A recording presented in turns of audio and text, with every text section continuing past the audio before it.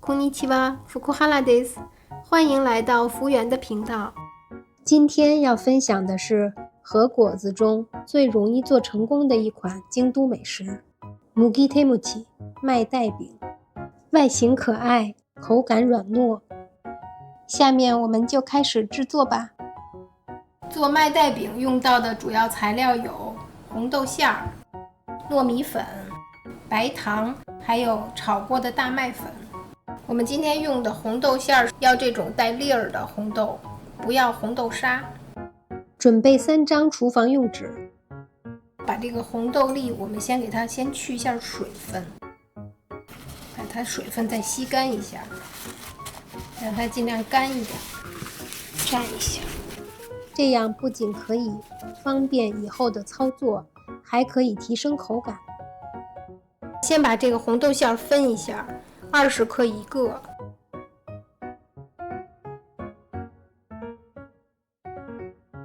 给它揉成这个长圆形。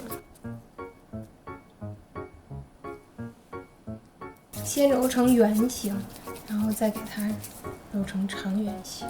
因为水分很少，所以很容易就揉好。这样内馅就做好了。我们先把60克的糯米粉倒入一个碗中，再倒入40克的白糖，拿手搅拌均匀，把这个糖的颗粒给捏碎。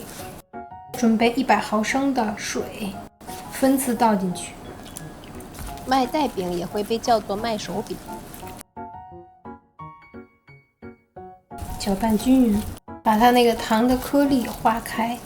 提到麦带饼呢，就会想到中村轩，京都的一家老店，门前经常是大排长龙。水全部加入后，搅拌成这样就可以了。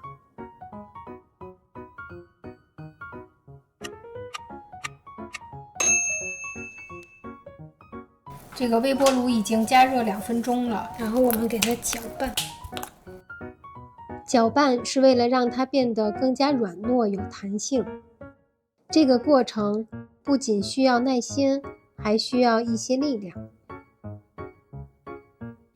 到这种程度就可以准备第2次加热了。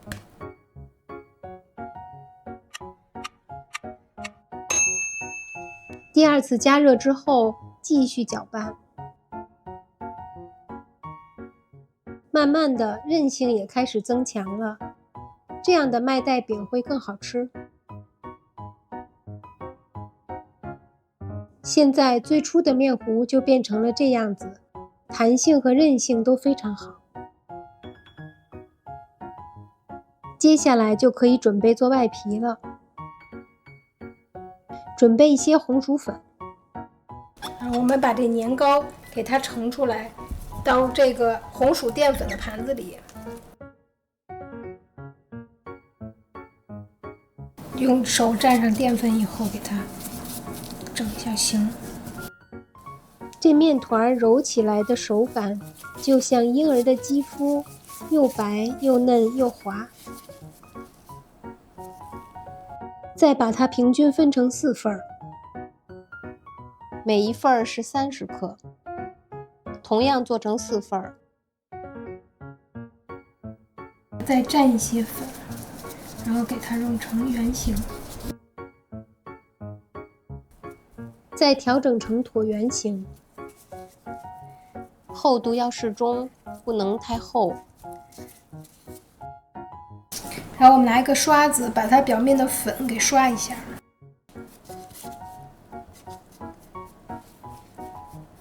豆馅儿给它放到中间，偏上的这个位置，给它折起来，拿手轻轻的压一下，手掌轻轻的压一下，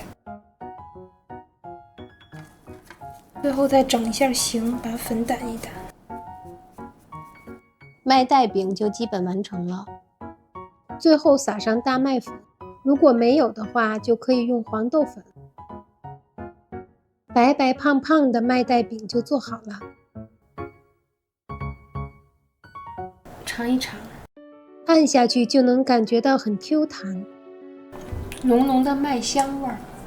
然后这个年糕呢，很糯，而且有韧性，里边的红豆馅儿也能吃到颗粒感，